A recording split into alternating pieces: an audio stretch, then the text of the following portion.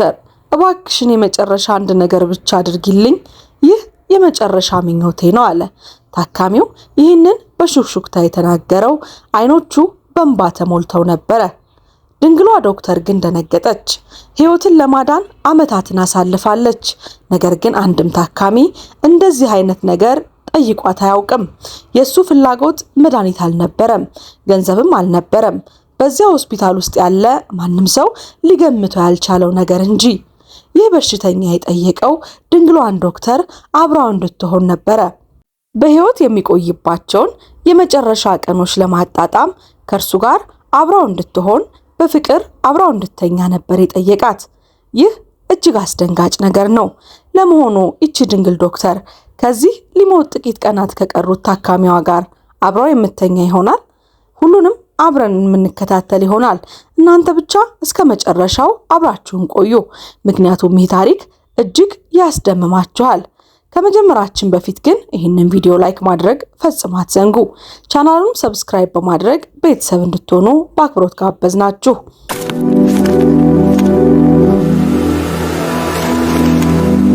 ዶክተር ኤሊያና ማርቲኔዝ በቺካጎ በሚገኘው ሴንት ሜሪ ሆስፒታል ካሉ ሌሎች ዶክተሮች ሁልጊዜም የተለየች ነበረች። በ32 ዓመቷ ታካሚዎችን ሆነ የሥራ ባልደረቦቿን ዘና የምታደርግ ረጋ ያለ በራስ መተማመን ነበራት። ጥቁር ጸጉሯ ሁልጊዜም በስርዓቱ ወደ ኋላ ይታሰር ነበረ። ነጩ የዶክተር ጋውኗም እጅግ ያማረ ነበረ፣ ሁልጊዜም ንጹህ። ለስላሳ ድምጿ ደግሞ በጣም የፈሩ ታካሚዎችን እንኳን የሚያረጋጋ ልዩ ኃይል ነበረው። ነገር ግን እርሷን በእውነት ልዩ ያደረጋት ሕክምና ክህሎቷ ብቻ አልነበረም። ሰዎች ሲያወሯት የምታዳምጥበት፣ በእውነት ከልቧ የምታዳምጥበት መንገድ እንጂ። ኤሊያና በሆስፒታል ውስጥ ለ8 ዓመታት ሰርታለች። ደስታን፣ ህመምን፣ ተአምራትንና የልብ ስብራትን አይታለች። ህፃናትን አዋልዳለች፣ ህይወትን ታድጋለች። አሁን ሰዎች የመጨረሻ ትንፋሻቸውን ሲተነፍሱም ተመልክታለች። ነገር ግን በዚህ ሁሉ ውስጥ ርህራሄዋ ሳይጎዳትና ሳይሰብራት ራሷን ጠብቃ መጓዝ ትችላለች። ይህንን ሚዛን መጠበቅ ቀላል አልነበረም። ብዙ ዶክተሮች ከታካሚዎቻቸው ጋር በጣም እንዳይቀራረቡና ራሳቸውን ለመጠበቅ ሲሉ ርቀታቸውን መጠበቅ ይመርጣሉ። ኤሊያና ግን የተለየች ነበረች። እሷ የምታምነው ፈውስ በሕክምና ብቻ የሚገኝ ሳይሆን በእውነተኛ ግንኙነትም ጭምር እንደሆነ ነው። እያንዳንዱን ታካሚ ልክ እንደ አንድ ሙሉ ሰው እንጂ ዝም ብሎ እንደሚታከም በሽተኛ ብቻ አታየውም። ማለዳው ልክ እንደ ማንኛውም ማክሰኞ በተለመደ ሁኔታ ተጀመረ። ኤሊያና ልክ ከጠዋቱ 12 ሰዓት ላይ ሆስፒታል ደረሰች። ከመመገቢያው ክፍል የተለመደ ቡናዋን ይዛ ታካሚዎቿን ለመጎብኘት ወጣች። ክፍል 204 ወይዘሮ ቼን ከቀዶ ጥገና በኋላ ጥሩ ሁኔታ ላይ ይገኛሉ። ክፍል 206 አቶ ዊሊያምስ የስኳር ሕክምና ክትትል በጥሩ ሁኔታ እየተካሄደ ነው። ክፍል 208 በመኪና አደጋ የተጎዳው ታዳጊ ወጣት ሁኔታው የተረጋጋና እያገገመ ነው። ሁሉም ነገር የተለመደና ሰላማዊ ይመስላል። ነገር ግን ክፍል 210 ከነዚህ ሁሉ የተለየ ነበረ። ጄምስ ፓርከር ከ3 ሳምንት በፊት በከፍተኛ የሳምባ ካንሰር ምክንያት ሆስፒታል ገብቶ ነበረ። በሽታው የመጨረሻ ደረጃ ላይ የደረሰና የማይድን ነው። 4ኛው ደረጃ ላይ የደረሰው ካንሰር ወደ ተለያዩ የሰውነት ክፍሎች ተሰራጭቷል። ምናልባት ለመኖር 2 ወራት ብቻ ሳይሆን አይቀርም የቀሩት። ኤሊያና የእሱ ዋና ዶክተር እንድትሆን ተመድባለች። ገና ከመጀመሪያው ቀን ጀምሮ ግን በአጠቃላይ ሁኔታ ውስጥ የእሷን ትኩረት የሳበ አንድ ነገር ነበረ። እርሱ እንደ ሌሎቹ የመጨረሻ ደረጃ ላይ እንዳሉ ታካሚዎች አልነበረም። ምንም አይነት ቁጣም ተስፋ መቁረጥም አልነበረውም። አለመቀበልም ሆነ ለሙከራ የሚደረጉ አዳዲስ ሕክምናዎችን ለማግኘት የሚደረግ የለማኝ መማፀን አይታይበትም። ይልቁንም ጄምስ ሊመጣ ካለው ነገር ጋር ቀድሞውኑ ሰላም የፈጠረ ይመስላል። በውስጡ በጣም የተረጋጋ ነው። ጄምስ የ45 ዓመት ጎልማሳ ሲሆን ትዳር መስርቶ አያውቅም፣ ልጆችም አልነበሩትም። የግል ማህደሩ እንደሚያሳየው ለ20 ዓመታት ያክል በከፍተኛ ዩኒቨርሲቲ ውስጥ የታሪክ መምህር ሆኖ ሰርቷል። በድንገተኛ ጊዜ የሚገኝ የቅርብ ሰው ተብላ የተመዘገበችው በሀገሪቱ ሌላኛው ጫፍ የምትኖረው እህቱ ነበረች። እሱ ሆስፒታል ከገባ ጀምሮ አንድም ቀን ግን ልትጠይቀው አልመጣችም። ነርሶቹ እንደሚሉት ጠያቂ በጣም አልፎ አልፎ ነበር የሚመጣለት። በመጀመሪያው ሳምንት ጥቂት የቀድሞ የሥራ ባልደረቦቹ መተውለት ነበረ። ነገር ግን በቅርብ ጊዜያት ውስጥ ክፍሉ በጣም ጸጥተኛና ጠያቂ አልባ ሆኗል። ኤሊያና በጣም ያስደነቃት ነገር ቢኖር ሁልጊዜ ማለዳ እርሱን ለመጠየቅ ስትመጣ የሚያሳየው ጨዋነት ነበረ። ለሰጠችው ጊዜ ሁልጊዜ የሚያመሰግናት ነበረ። ስለ ህመሙ ደረጃ ስትጠይቀው በቅንነት ይመልስ ነበር እንጂ መቼም ቢሆን ቅሬታ አያሰማም። የምርመራ ውጤቶቹን ወይም የሕክምና አማራጮችን ስታብራራለት በጥንቃቄ ያዳምጥና ጥልቅ የሆኑ ጥያቄዎችን ይጠይቅ ነበረ።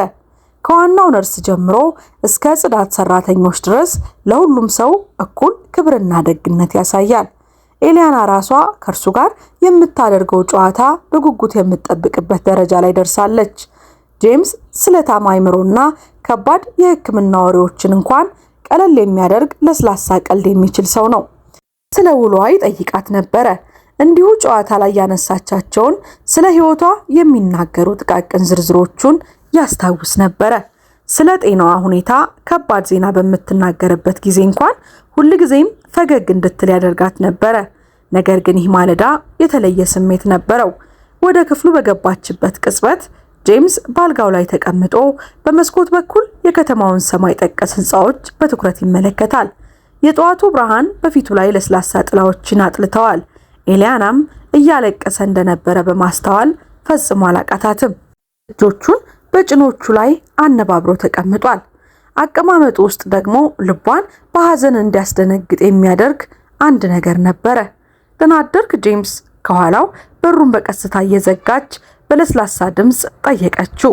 ዛሬ ምን ይሰማሃል? እንዴት ነህ? አለችው። ወደ እሷ ዞር ብሎ ተመለከተና ከዚህ ቀደም በዓይኖቹ ውስጥ አይታው የማታውቀውን ነገር አየች። ፍርሃት አልነበረም፣ ሐዘንም አልነበረም። ነገር ግን ከዚያ የጠለቀ ነገር፣ ከመሸነፍ ስሜት ጋር የተቀላቀለ ናፍቆት የሚመስል ነገር እንጂ። ዶክተር አለ። ድምፁ ከተለመደው ይልቅ በጣም ቀስ ያለ ነበረ። አንድ ነገር ልጠይቅሽ እፈልጋለሁ፣ በጣም አስፈላጊ ስለሆነ ነገር ሲላት ኤሊያና ወንበሩን ወደ አልጋው አስጠግታ ተቀመጠች። ታካሚዎች አስፈላጊ ነገር ልንጠይቅሽ እፈልጋለሁ ሲሏት ሙሉ ትኩረት መስጠት የተሻለ እንደሆነ በዓመታት የሥራ ልምዷ ተረድታለች። በእርግጥ ምን እያሰብክ ነው ስትል ጠየቀችው። ጄምስ ለረጅም ጊዜ ዝም አለ። ጣቶቹ በብርድ ልብሱ ጫፍ ላይ ይጫወቱ ነበረ። ኤሊያና በትዕግስት ጠበቀችው። ዝምታ ብዙ ጊዜ ሰዎች ደብቀው ሊያስቀሩት የሚችሉትን ነገር እንዲያካፍሉ እንደሚያበረታታ ተገንዝባለች። በመጨረሻም በቀጥታ አይኗን ተመለከተ። በቅርቡ ስለ ህይወቴ ብዙ እያሰብኩ ነበር። ስላደረኳቸው ነገሮች፣ ስላላደረኳቸውም ነገሮች፣ ስለሚጠቅሙ ነገሮች። ኤሊያና በቀስታ ራሷን ነቀነቀች። ይህ ተፈጥሯዊ ነው ጄምስ። ከባድ ህመም ሲያጋጥመን ስለ ህይወታችን መለስ ብለን ማሰብ የተለመደ ነው። አውቃለሁ አላት። ግን ከዚያ ይበልጣል። አንድ ነገር ተገንዝቤያለሁ። በዚህ ምድር ላይ 45 ዓመታትን አሳልፌያለሁ። ነገር ግን ፍቅር አጋጥሞኝ አያውቅም። እውነተኛ ፍቅር በመጽሐፍት ውስጥ እንደምናነበው ወይም በፊልሞች ላይ እንደምናየው አይነት አይደለም። ከሌላ ሰው ጋር ያለንን ጥልቅ ትስስር ተሰምቶኝ አያውቅም። ኤሊያና ደረቷ ላይ ጥብቅ ያለ ስሜት ተሰማት። ከዚህ ቀደም ከሌሎች ታካሚዎች ጋር ተመሳሳይ ውይይቶችን አድርጋለች። ነገር ግን ጄምስ የተናገረበት መንገድ ይህንን ነገር የተለየ እንዲሆን አድርጎታል። ሁልጊዜም አይናፋር ነበርኩኝ በማለት ቀጠለ። ሁልጊዜም ትኩረቴ በስራዬ ላይ፣ በተማሪዎቼ ላይ፣ በሌሎች ሰዎች ፍላጎት ላይ ነበረ። ለፍቅር ጊዜ በኋላ ይኖራል፣ ይደርሳል ብዬ ለራሴ ነግረው ነበረ። ሰው አግኝቼ ትዳር መስርቼ ቤተሰብ የምጀምርበት ጊዜ። ነገር ግን ያ በኋላ መቼም አልመጣም፣ ጊዜው አልደረሰም። አሁን ደግሞ ምንም ጊዜ አልቀረኝም አላት። በመጨረሻዎቹ ቃላት ድምፁ ተቆራረጡ። ኤሊያና የራሷን ስሜት ለመቆጣጠር በመታገል ኤሊያና እጇን ዘርግታ በቀስታ በክንዱ ላይ አኖረች። ጄምስ፣ በማስተማርህ ህይወት ውስጥ የብዙ ሰዎችን ህይወት ነክተሃል። ፍቅር በተለያዩ መንገዶች ይመጣሉ፣ ይገለጣሉ። በተማሪዎች ላይ ያሳደርከው ተጽዕኖ ራሱ የአንድን አይነት የፍቅር መገለጫ ነው። በሐዘን ፈገግ አለ። አውቃለሁ፣ ለዚህም በጣም አመስጋኝ ነኝ። እኔ ግን የተናገርኩ ያለሁት ስለ ሌላ ነገር ነው። መቼም አግኝቼው አይቼው የማላቀውን ነገር። በአንድ ሰው የመመረጥ ስሜት፣ ጠዋት የአንድ ሰው የመጀመሪያ ሐሳብ፣ ማታ ደግሞ የመጨረሻ ሐሳብ የመሆን ስሜት። ሁሉም ማንነትህን ጥሩንም ሆነ መጥፎውን አይቶ ለማንኛውም ጊዜ ሁል ጊዜም አብሮ ለመቆየት የሚመርጥ ሰው መኖር። ስለዛ ነው ያልኩት አላት። ኤሊያና በዓይኖቿ ውስጥ እንባ ሲፈጠር ተሰማት። ማንም ሰው ፍቅርን እንደዚህ በሚያምር በቅንነት ሲገልጽ ሰምታ አታውቅም። ጄምስ እየተንቀጠቀጠ ተነፈሰ። ዶክተሮቹ ትላንትና የሕክምና ምርመራው እንደማይሰራ ነገሩኝ።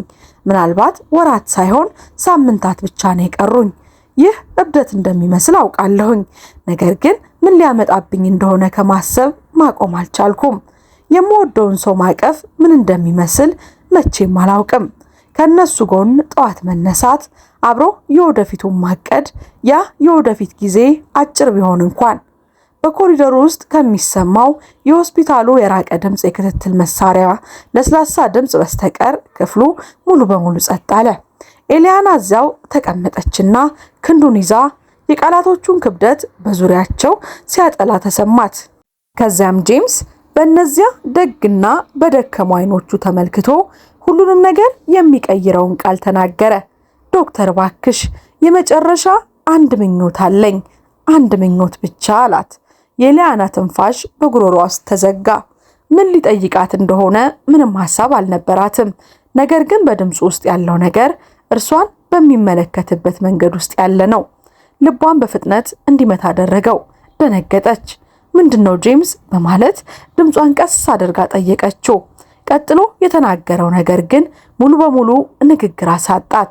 የመጨረሻን ቀናቶቼን የፍቅር ስሜት ምን እንደሚመስል መማር ማሳለፍ እፈልጋለሁ አለ ድምጹን እሱም ቀንሶ። ዝም ብሎ ፍቅር ሳይሆን እየሞትክ ቢሆን እንኳን ሕይወት እንዳለ እንዲሰማህ የሚያደርግ ፍቅር። አንድ ሰው አንተን በሕይወት የሚያይህ እናም ለማንኛውም ካንተ ጋር ለመሆን የሚመርጥበት አይነት በማንኛውም መንገድ። ኤሊያና አፏ ሲደርቅ ተሰማት። ቃላቶቹ በመካከላቸው እንደ ድልድይ በአየር ላይ ተንጠልጥለው ቀሩ። ሁለቱም እንዴት እንደሚሻገሩ አያውቁም ነበረ። ጄምስ አለች። በጥንቃቄ መናገር ጀመረች። ምን እየጠየከኝ እንዳለህ እርግጠኛ ነህ? ታውቀዋለህ? አለችው። በአልጋው ላይ ተንቀሳቀሰ። የማያቋርጥ አጋሩ ከሆነው የህመም ስሜት ተነሳበትና በትንሹ ፊቱን አጨማደደ። ዶክተር ኤሊያና፣ ይህ የማይቻል እንደሆነ አውቃለሁ፣ ተገቢም እንዳልሆነ አውቃለሁ። አንቺ ዶክተሬ እንደሆንሽና እኔ ደግሞ ታካሚሽ እንደሆንኩኝ አውቃለሁ። ነገር ግን ለመኖር ምናልባት 3 ሳምንታት ብቻ እንደቀሩኝም አውቃለሁ። እናም መወደድ ምን እንደሚመስል ሳላውቅ ስለመሞት ማሰብ ማቆም አልቻልኩም። የኤሊያና የሕክምና ስልጠናዋ ወደ አይምሮዋ መጣ። ሙያዊ ወሰኖችን መጠበቅ ያለባት የራሷ ክፍል፣ አስተማማኝ ርቀትን መጠበቅ ያለባት የራሷ ክፍል። ነገር ግን ሌላኛው የራሷ ክፍል ባለፉት 3 ሳምንታት በጄምስ ደግነት፣ ብልህነት የተሳበው ክፍሏ። ስም ልትሰጠው የማትችለው አንድ ነገር ሲሰማት አወቀችው። ጄምስ፣ ለኔ ትልቅ ቦታ አለህ በቀስታ ተናገረች። ያንንም ታውቃለህ። ነገር ግን የምትጠይቀኝ ነገር እንደ ዶክተር ልሰጥህ የምችለው ነገር አይደለም። በዚህ ጊዜ አቋረጣትና እንደ ዶክተር አይደለም እንድትሰጭኝ እየጠየኩሽ ያለሁት ሲል መለሰላት። እንደ አንድ ሰው ልጅ ነው እየጠየኩሽ ያለሁት። በአመታት ውስጥ ከተሰማኝ በላይ በ3 ሳምንታት ውስጥ ብዙ ደግነት ስላሳየች ሰው ነው። ሁሉ ነገር በሚያመኝ ጊዜ እንኳን ፈገግ እንድል ስለምታደርገኝ ሰው ነው። ሙሉ በሙሉ እውነተኛ ከሆንኩኝ አሁን የመጨረሻ ሰዓት ባለቀው ከረጅም ጊዜ በኋላ እንኳን እሷን ስለማስባት ሰው ነው ምልሽ። ኤሊያና ጉንጮቿ ሲቀሉ ተሰማት። እርሷም አስተውለዋለች። በመካከላቸው ያለው ውይይት ከንጹህ የሕክምና ወሬ ወደ ግላዊነት እንዴት ቀስ በቀስ እንደተቀየረ ካስፈለገው በላይ በሱ ክፍል ውስጥ ረዘም ላለ ጊዜ ስትቆይ በየቀኑ ጧት የሱን ፊት ለማየት እንዴት በጉጉት ትጠብቅ እንደነበረ። ነገር ግን ይህ የተለየ ነበረ። ይህ ከዚህ በፊት ፍጹም ልታደርገው የማታስበውን መስመር የተሻገረ ነበረ። ጄምስ አለችና በሹክሹክታ ተናገረች። ምን እየጠየክ እንዳለ አታውቅም። የሙያ ህይወቴ፣ ስሜ፣ የለፋውበት ነገር ሁሉ ሊጠፋ ይችላል። ማንም ሰው ይህንን ካወቀ በዚህ ጊዜ በቀስታ ራሱን ነቀነቀና አውቃለሁ። ለዚህ ነው የማታደርጊው፣ ምክንያቱም አንቺ ብልህና ባለሙያ ነሽ።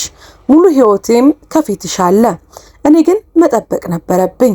ምክንያቱም ባልጠይቅሽ ኖሮ የቀረኝን ጊዜ ሁሉ እንዴት እንደሚሰማኝ ለመናገር ደፋር በሆንኩኝ ኖሮ ምን ሊፈጠር ይችል ነበር እያልኩ በጸጸት አሳልፈው ነበረ።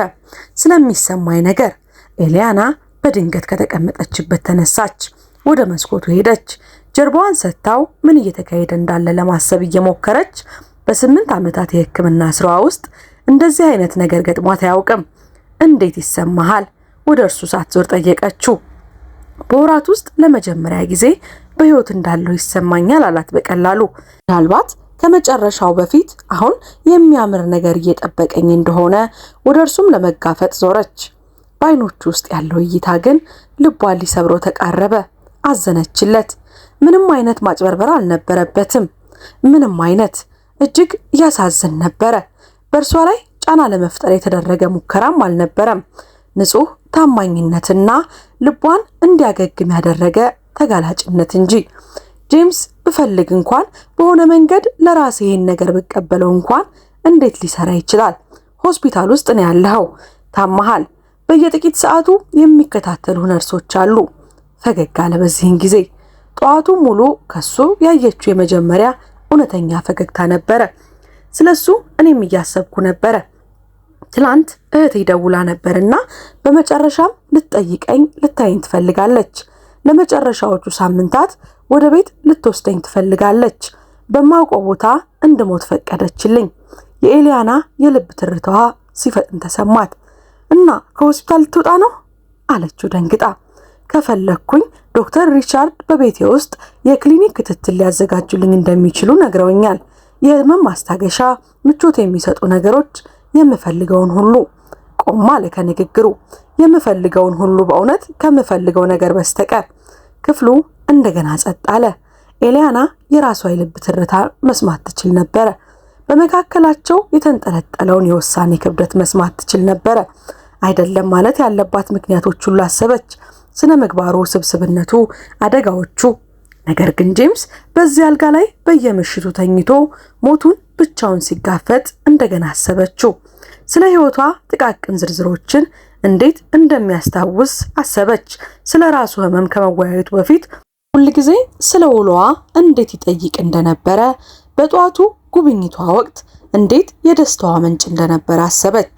ወደ ቀጣዩ ታካሚ ሳትቸኩል ብዙ ጊዜ እንድታሳልፍ የሱን ክፍል ለመጨረሻ ጊዜ እንዴት መምረጥ እንደጀመረች አሰበች። እሺ ብል እንኳን ራሷ ስትናገር ሰማችው። ይህንን የብዳ ሐሳብ ብቀበል እንኳን ከእኔ በትክክል ምን ትፈልጋለህ ስትል ጠየቀችው። የጄምስ አይኖች በተስፋ ተሞሉ። እናም በሌላ ነገር ቀድሞውኑ ማበብ የጀመረው ፍቅር የሚመስል ነገር አላት። ጊዜ ብቻ አላት። ለኔ ከሚያስብ ሰው ጎን የመንቃት እድል ብቻ። ስለ ውሎዬ መስማት ከሚፈልግ ሰው ጋር እራት መብላት፣ ፊልም እያዩ እጅ ለእጅ መያያዝ። አንድ ሰው በቀላሉ መሄድ በሚችልበት ጊዜ አብሮ ለመቆየት ሲመርጥ ምን እንደሚሰማ ማወቅ። ኤሊያና እንባዋ ሊፈስ እንደሆነ ተሰማት። እነዚህ በጣም ቀላል ነገሮች ነበሩ። አብዛኞቹ ሰዎች እንደ ቀላል የሚመለከቷቸው ተራ ጊዜያት ለጄምስ ግን መቼም አግኝቷቸው የማያውቃቸውንና ለዘላለም ሊያጣቸው የተቃረቡትን ነገሮች ሁሉ ይወክሉ ነበረ። 3 ሳምንታት በሹክሹክታ ለራሷ ተናገረች። ጄምስ በዚህን ጊዜ ሰምቷት ነበርና ምናልባትም ከዚያ ያነሰ ሲል በቅንነት መለሰላት። ግን ቃል ገባልሻለሁኝ ይህንን ስጦታ ከሰጠሽኝ እያንዳንዱን ቅጽበት ዋጋ እንዲኖረው አደርጋለሁ። አንድም ቀን እንደ ቀላል አልመለከተውም። እናም ሲያበቃ ለአንድ ሰው በታሪኩ ውስጥ ሊጠይቀው የሚችለውን በጣም ቆንጆ የመጨረሻ ጊዜ እንደሰጠሽው ታውቂያለሽ። ኤሊያና አይኖቿን ጨፈነች። ህይወቷ ልታስበው በማትችለው መንገድ ሊቀየር እንደሆነ እያወቀች አይኖቿን እንደገና ስትከፍት ጄምስ በተረጋጋ ተስፋ በተቀባይነት ስሜት ይመለከታት ነበረ። የምትሰጠውን ማንኛውን መልስ ለመቀበል ዝግጁ ይመስላል። ለማሰብ ጊዜ ፈልጋለሁ አለችው በመጨረሻ። በእርግጥ ሲል መለሰላት። የምትፈልጊውን ያህል ጊዜ ውሰጂ። ግን ኤሊያና ምንም ብትወስኚ ስላዳመጥሽኝ አመሰግናለሁኝ። ባልጋ ላይ እንዳለ ታካሚ ብቻ ሳታይኝ ስለተመለከትሽኝ በጣም አመሰግንሻለሁ። በድምፁ መተማመን ስላቃታት ራሷን ነቀነቀችና ወደ በሩ አመራች። የደጅ መክፈቻውን ስትይዝ ለመጨረሻ ጊዜ ሲናገር ሰማችው። ታውቂያለሽ አላት በቀስታ። በጣም የሚያሳዝነው ነገር ብቻውን መሞት ይመስለኝ ነበረ። አሁን ግን ምን እንደሆነ ተረድቻለሁ። በጣም የሚያሳዝነው ነገር ላንቺ ሳልነግርሽ መሞት እንደሆነ ነው። አንቺን ማግኘት መታመሜ ካመጡልኝ ምርጡ ነገር አንድ ነው አላት። ኤሊያና በእግሩ መክፈቻ ላይ ደንግጣ ቆመች። ለረጅም ጊዜ እዚያው ቆመች። ጀርባዋን ሰጥታው የቃላቶቹን ክብደት በደረቷ ውስጥ በጥልቀት ሲያርፉ ተሰማት። በመጨረሻ ክፍሉን ለቃ ስትወጣ ምንም ነገር እንደ ቀድሞ እንደማይሆን ታውቅ ነበረ። ኤሊያና የቀረውን የሥራ ሰዓቷን በጭጋግ ውስጥ ታሳለፈች። ያየቻቸው ታካሚዎች ሁሉ፣ የመረመረቻቸው ማህደሮች ሁሉ፣ ከሥራ ባልደረቦቿ ጋር ያደረገቻቸው ውይይቶች ሁሉ የራቁና የታፈኑ ይመስል ነበረ። የራሷን ሕይወት በወፍራም መስታወት ውስጥ እንደምትመለከት ሁሉ የጄምስ ቃላት በአይምሮዋ ውስጥ እያስተጋቡ ነበረ። በሆስፒታሉ ኮሪደር ውስጥ ካለው የደረጃ ድምጽ ጋር እየተቀላቀለ በዚያ ምሽት በ7 ሰዓት የሥራ ሰዓቷ ሲያበቃ አይደለም ለማለት ወስና ነበረ። ብቸኛው ምክንያቷ ምርጫው እሱ ነበረ። ብቸኛው ሙያዊ ምርጫ። የሥራ ሕይወቷን ለመገንባት በጣም ለደከመ ሰው ትርጉም የሚሰጠው ብቸኛው ምርጫ አይደለም፣ አይሆንም ማለት ነው። ስሟን፣ ሕይወቷን። ነገር ግን በሆስፒታሉ የመኪና ማቆሚያ ቦታ ውስጥ ተቀምጣ ሳለ የመኪናዋን ሞተር አብርታ ወደ ቤቷ ለመንዳት ግን አልቻለችም። ይልቁንም ከዓመታት በፊት ከአያቷ ጋር ያደረገችው ውይይት ስታስብ ራሷን አገኘችው። አያቷ ሴት ከመሞታቸው ጥቂት ቀደም ብሎ አያቷ የ93 ዓመት አሮጊት ነበሩ። እስከ መጨረሻው ድረስ እንደ ቢላዋ ስለታም አይምሮ ነበራቸው። ልክ ጄምስ አሁን እንዳለበት አይነት የሆስፒታል አልጋ ላይ ተኝተው ነበረ። ኤሊያና በወቅቱ የሕክምና ተማሪ ነበረች። ወጣትና ህልመኛ፣ የመጽሐፍት ዕውቀት የተሞላች ነገር ግን የእውነተኛው ዓለም ተሞክሮ ያነሳት ሴት። ኤሊያና አሏት አያቷ በእድሜ የመጣውን ያንን ወረቀት የመሰለ ድምፅ ተጠቅመው። ስለ ጸጸት አንድ ነገር ልነግርሽ። የምታደርጊያቸው የተሳሳቱ ነገሮች የሚያስጨንቁሽ ይመስልሻል። ነገር ግን ያ እውነት አይደለም። የማታደርጊያቸውን ነገሮች ናቸው። የማትወስጃቸው እድሎች፣ የማትሰጪው ፍቅር፣ የሚከተሉሽ መናፍስት እዚያ ናቸው። ኤሊያና በአክብሮት ራሷን ነቅንቃ ነበረ። አያቷ አሮጊቶች አንዳንድ ጊዜ እንደሚያደርጉት ዝም ብለው እየለፈለፉ እንደሆነ በማሰብ አሁን ግን በዚያ መኪና ማቆሚያ ቦታ ላይ ስትቀመጥ እነዚያ ቃላት ምን ያህል ትርጉም እንደነበራቸው ተገነዘበች። ስልኳን አውጥታ ለዶክተር ሪቻርድሰን ቁጥር እስከምታገኘው ድረስ ስሙን ፈለገችው። እሱ የጄምስን ሁኔታ ሲከታተል የነበረው ዋናው ዶክተር ነው እና አሁንም ሆስፒታል ውስጥ እንደሚሆን ታውቃለች። ሪቻርድሰን በሁለተኛው ጥሪ ላይ ስልኳን መለሰ። ዶክተር ሪቻርድሰን፣ ኤሊያና ማርቲኔዝ ነኝ። በክፍል 210 ስላለው ስለ ጄምስ ፓርከር ልጠይቅ ፈልጌ ነበረ። እህቱ ወደ ቤት ልትወስደው እንደምትፈልግ ተረድቻለሁ። በሌላኛው ወገን ላይ ትንሽ ዝምታ ነበረ። አሁን ዛሬ ከሰዓት በኋላ ደውላ ነበረ። በቤት ውስጥ የክሊኒክ ክትትል ማዘጋጀት ትፈልጋለች። በእውነቱ ለሱ የተሻለ ሊሆን ይችላል፣ የበለጠ ምቹና ግላዊ። ግን ለምን ጠየቅሽኝ ሲላት ኤሊያና ልቧ በፍጥነት መምታት ጀመረ። በስልክ በኩል ሊሰማው እንደሚችል እርግጠኛ እስክትሆን ድረስ። ሽግግሩን የሚያስተባብር ሰው ከፈለጋችሁ ብዬ ያሰብኩ ነበረ።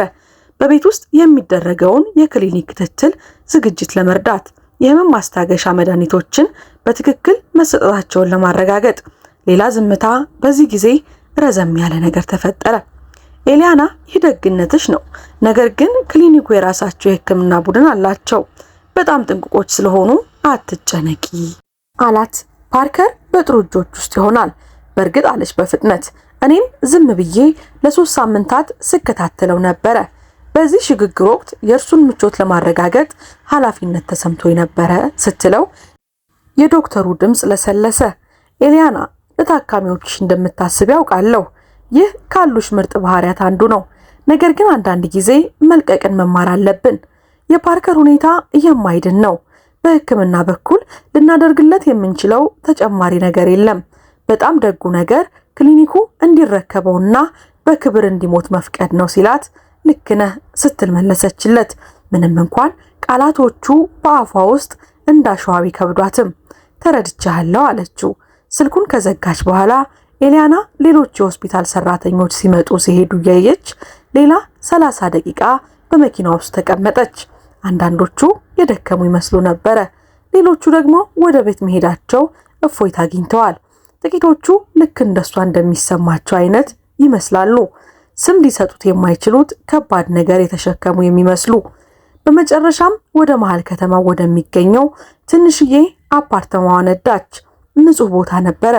በባለሙያ ያጌጠ፣ ሁሉም ነገር በትክክለኛው ቦታ የተቀመጠ ነበረ። እዚያ ከኖረች 4 ዓመታት ሆኗታል። እናም ሁል ጊዜ እንደ መጠለያ ይሰማት ነበረ። ቤቷን ትወዷለች። ዛሬ ምሽት ግን ልክ እንደ ሙዚየም ተሰማት። ያማረ የቀዘቀዘና ሕይወት የሌለው። ለራሷ አንድ ብርጭቆ ወይን ቀዳችና ሶፋዋ ላይ ተቀመጠች። ዜና ለመመልከት ሞከረች። ነገር ግን በስክሪኑ ላይ ያሉ ምስሎች አንድ ላይ ተደበላለቁባት። በአይምሮዋ ውስጥ የሚቀባበለው ውይይት ሊያጥለቀልቁት የማይችሉት ትርጉም የለሽ ጩኸቶች ሆኑ። ስልኳ መልእክት ገባላትና ጠራ። ለአንድ አፍታ ልቧ ዘለለ።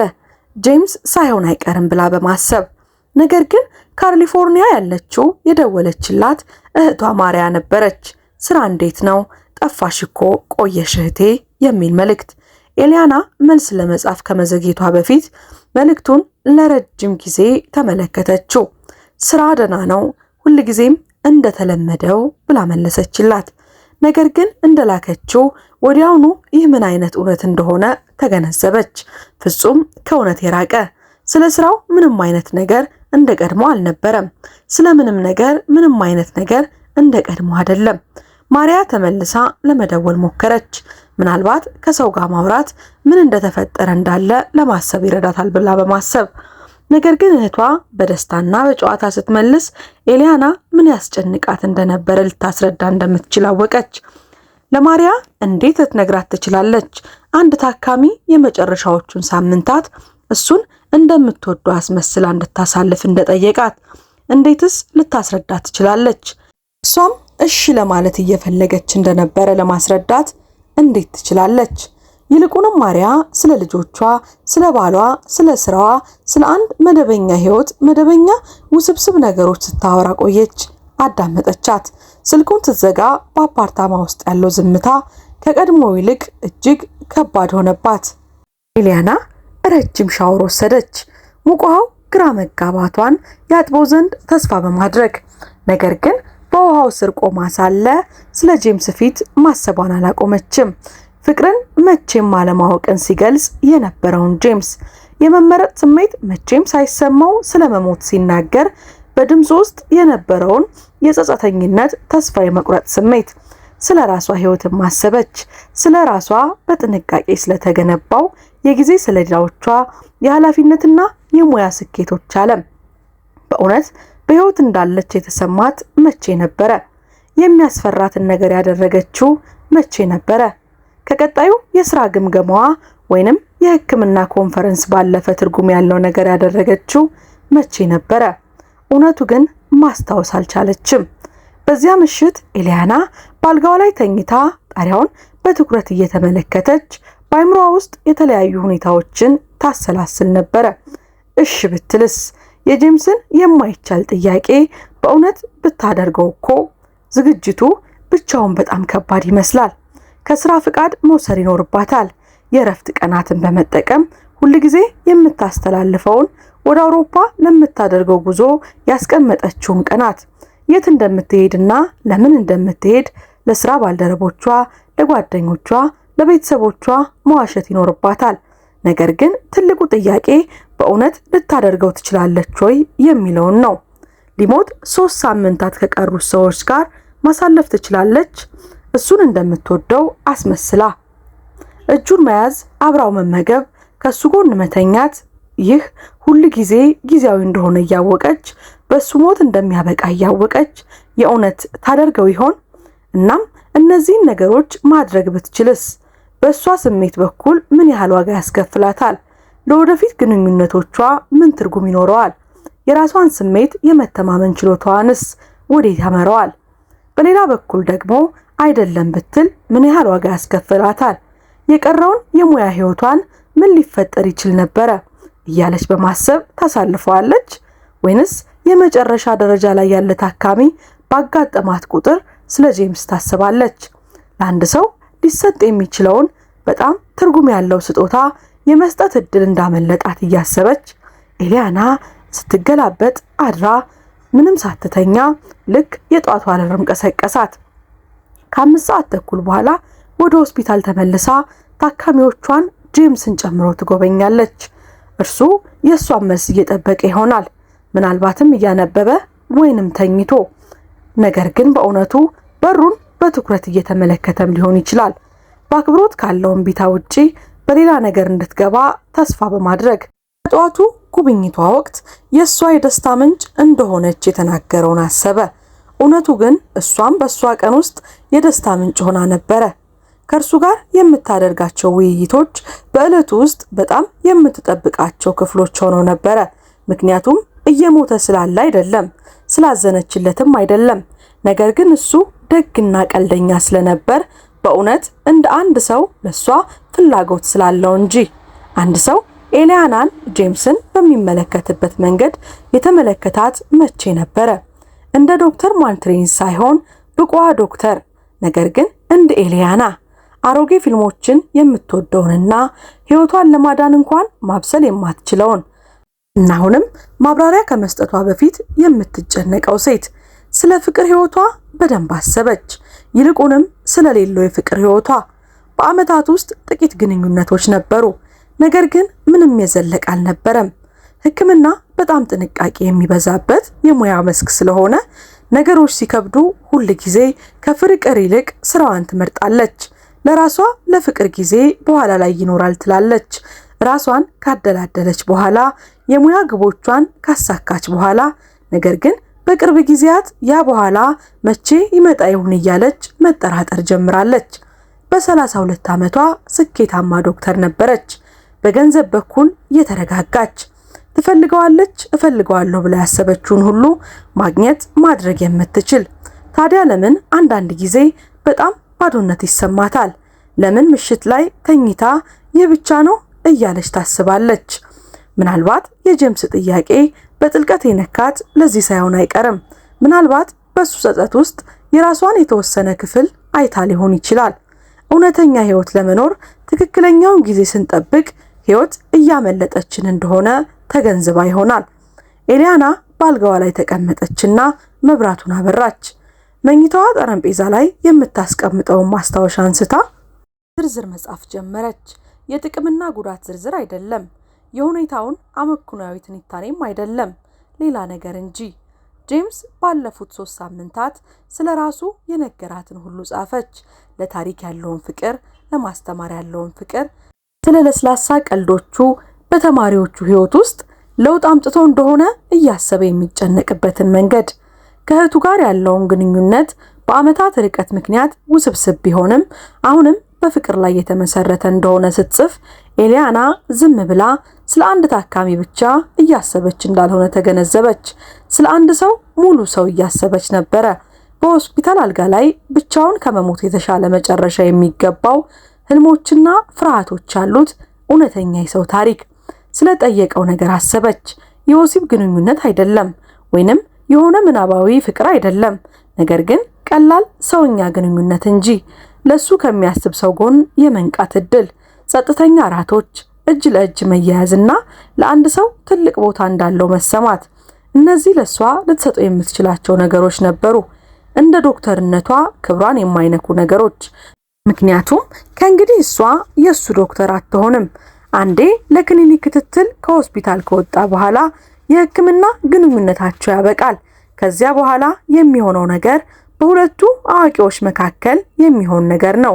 የቀረውን ጊዜ እንዴት እንደሚያሳልፉ ምርጫ የሚያደርጉ ናቸው። ኤሊያና እንደገና ሰዓቷን ተመለከተች።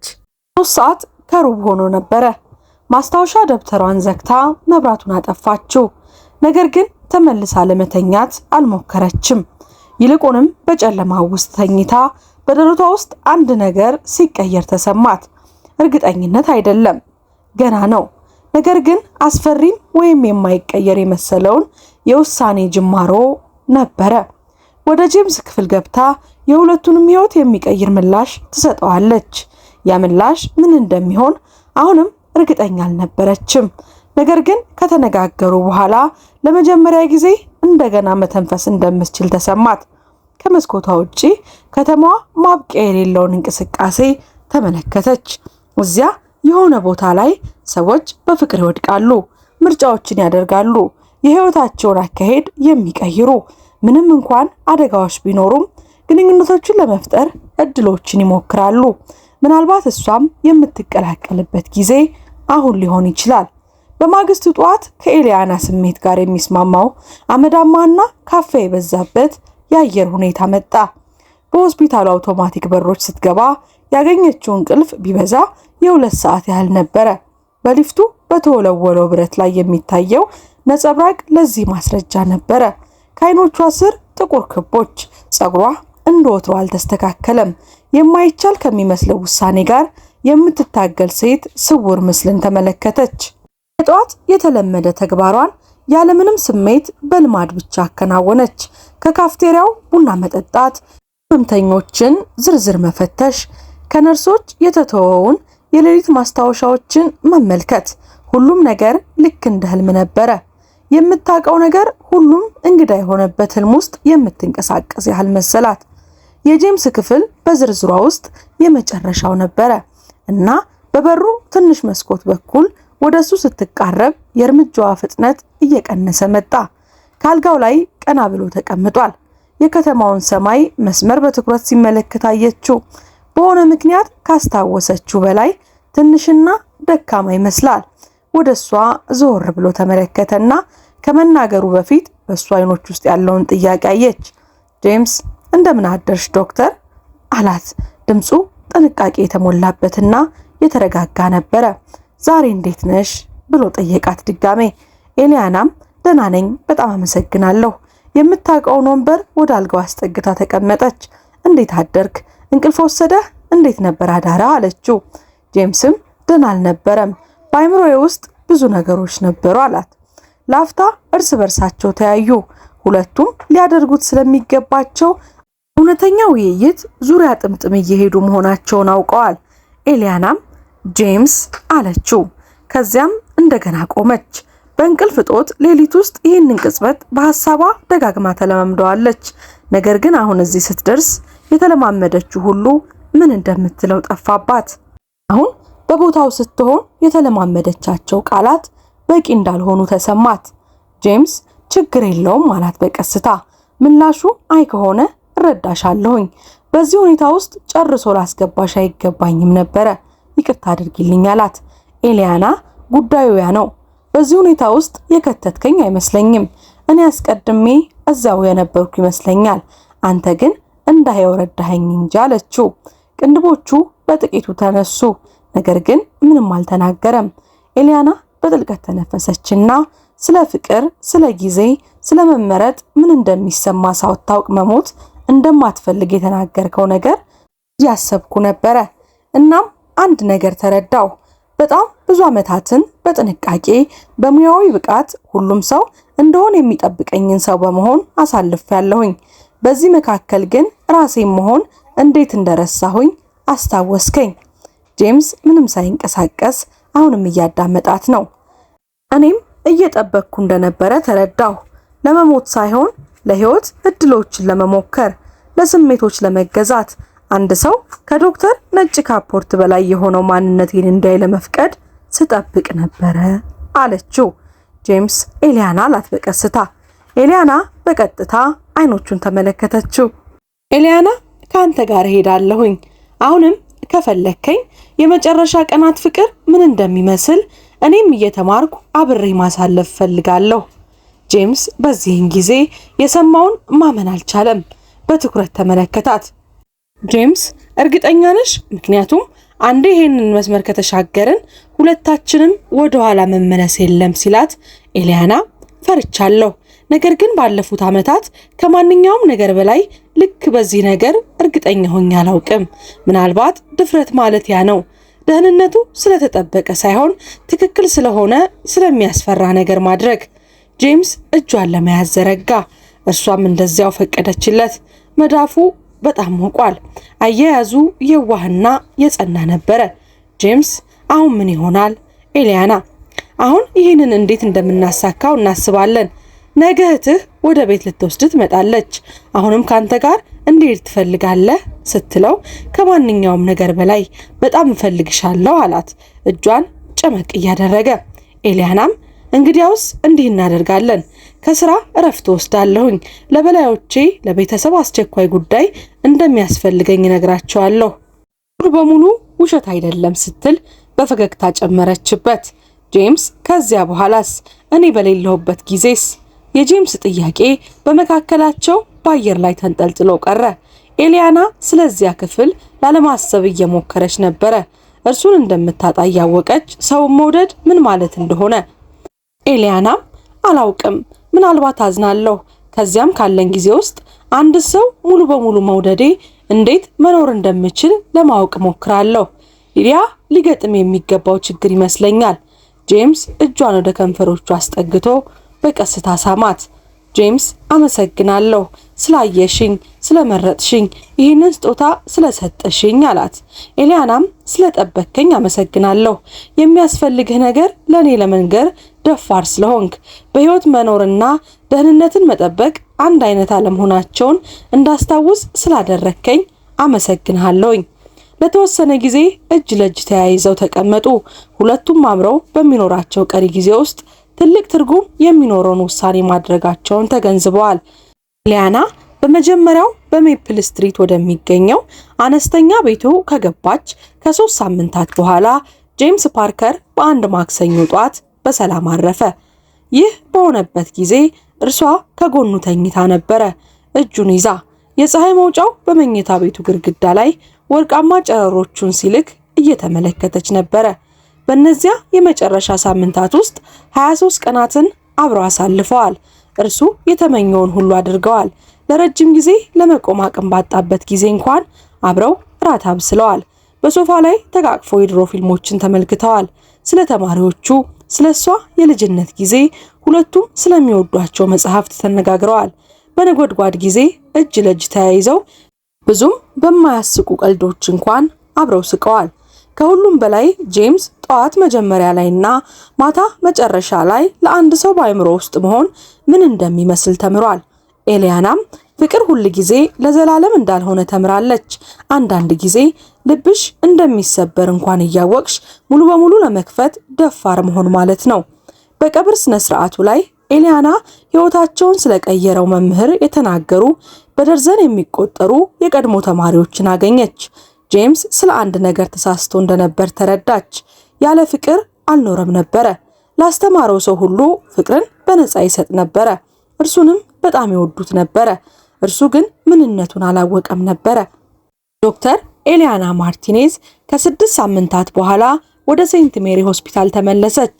በህይወት መኖርና እንዲሁ መኖር መካከል ያለውን ልዩነት ባስተማሯት በእነዚያ 23 ቀናት ውስጥ ለዘላለም ተለውጣ ነበረ።